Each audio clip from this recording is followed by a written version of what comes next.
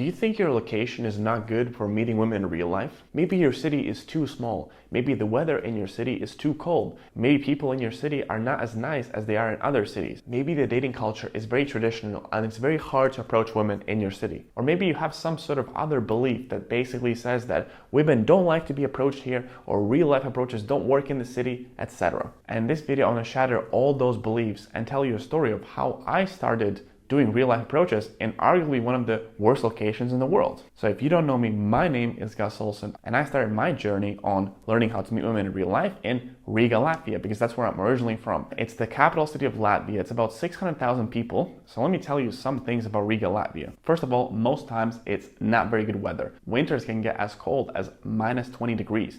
And when you have such low degree temperatures, there are barely any people outside. Even though it's a relatively decent sized city, the main center of the city is actually pretty small, so you run into the same people quite often. Also, the culture and the people are very reserved and not very open because after all, it's a post-Soviet Eastern European country. And when you do approach girls, a lot of times they're not very receptive because, again, of the culture. So I literally had almost every excuse in the book. Cold weather, small city, people not very friendly. And what did I do? I still went out there and I did my approaches. And look, was it hard in the beginning? Yes.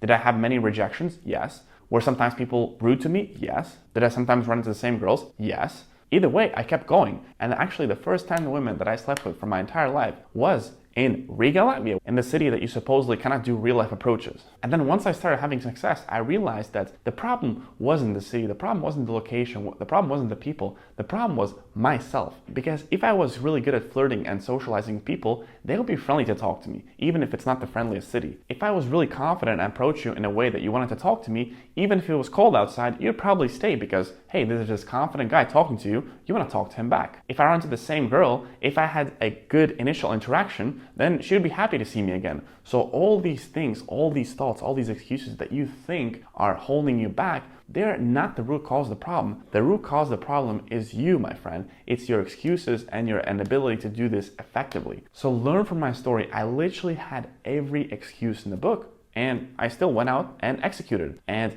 honestly, I wouldn't be here where I am now if I didn't have to go through that journey. Actually, by learning this skill set in such a hard city made me as skilled as I am today and allowed me to meet so many incredible women after I started traveling the world. And then it also allowed me to make a YouTube channel about this and actually make it into a career. And I wouldn't have gone there if I would justify in the beginning, oh, in my city people don't do this or it's too cold to do it. No, it is in your control. If it's too cold, get a jacket. If there's not a lot of people, just find the specific parts of the city where there's people. For example, in shopping malls.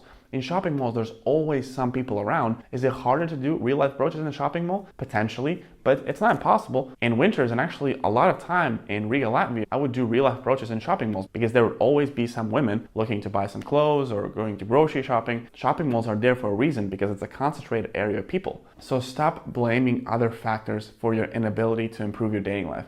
Blame yourself, because once you start blaming yourself, you can accept the responsibility and you can do something about it. Every time you blame someone external, that actually disempowers you from taking responsibility and decision-making power over your dating life. And the problem is not your location. Unless you live in a war zone in Syria or Iraq, you can do real-life approaches in your location. And ask yourself, what is the alternative? What is the alternative of just sitting in your room, watching Netflix and not doing anything, or maybe swiping on apps?